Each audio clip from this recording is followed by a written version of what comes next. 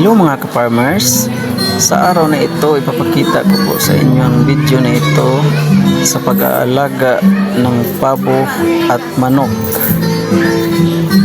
Bago po tayo mag-alaga ng ating mga pabo at manok, siguraduhin po natin na meron tayong malapad na area na mapaglagyan ng ating mga pabo. Dahil ang pabo ay malakas ito kumain ng damo. Kaya pwede po ito makadisgrasya ng ating mga pananim kung hindi natin binabakura ng net. Kaya pag nakita nyo po dito sa aking video, nagpapakain po ako ng aking alagang manok at pabo. So meron akong alagang native na manok, Rhode Island Red at pabo. So ang aking mga pabo sa ngayon ay meron lamang akong Royal Palm, White Holland, Narragansett, Red Bourbon at saka Jersey Buff. So sila po ang pinapadami ko sa ngayon. So mga ka-farmers, sa pag-aalaga ng pabo ay kailangan na madiskarte tayo, hindi tayo aasa sa feeds. Dahil ang pabo ko po ay hindi ko na pinapakain ng feed simula ng 1 month pataas. So nakakatikim lamang sila ng feeds nung sila po ay sisiw pa lamang, no? Ng 1 day old hanggang 1 month. Pag tungtong nila ng 1 month ay pinapakain ko na po sila ng mga damo. So marami pong pagkain dito, no? Tulad na lang ng Madre de Agua at iba pa.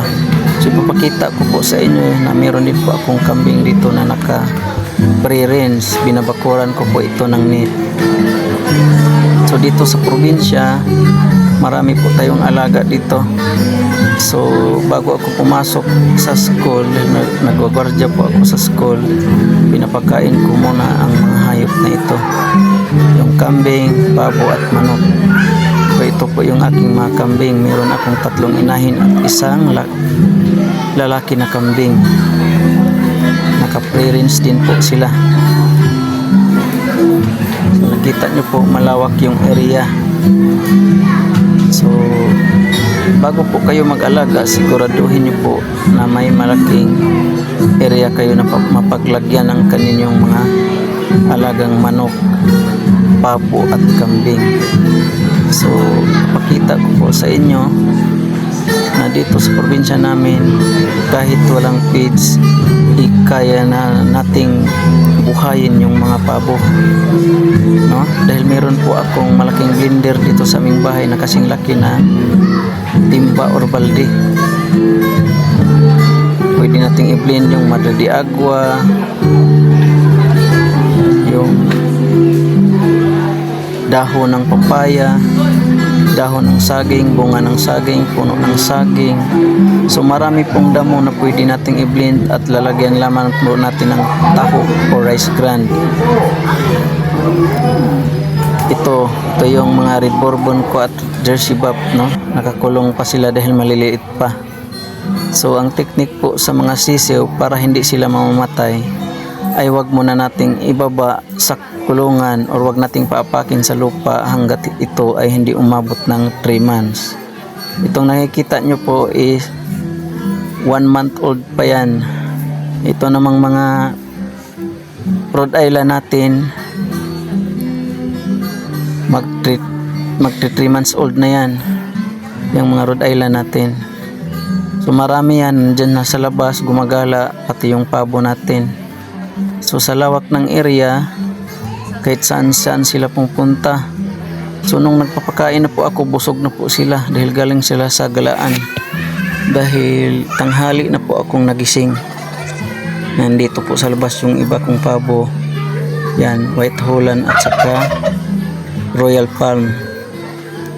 Actually hindi na po sila pure na Bisaya dahil na-breed na po ito sa mga hybrid kong pabo. Kaya medyo malaki na po sila. So ito po ang diskarte ko dito sa probinsya, mga ka-farmers, no?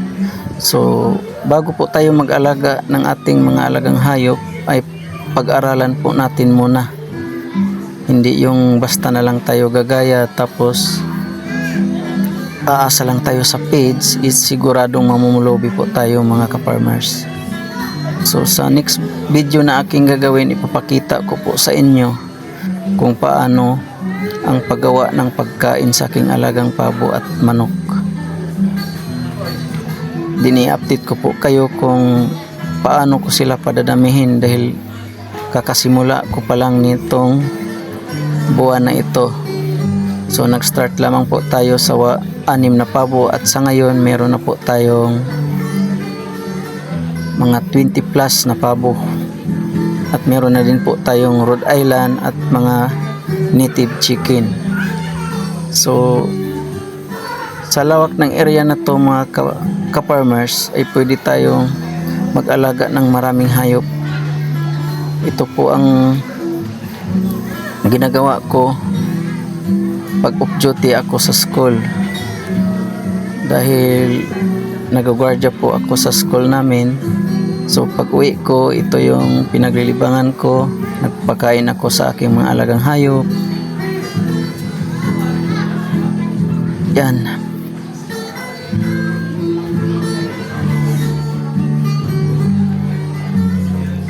So konti na lang po silang natira dito na kumakain pa dahil yung iba busog na, gumagala na kahit saan saan na napunta. Pero nandyan lang po sila dahil hindi sila makalabas dahil binabakuran ko po ng net yung ito naman yung pabo ko na naglilimlim na.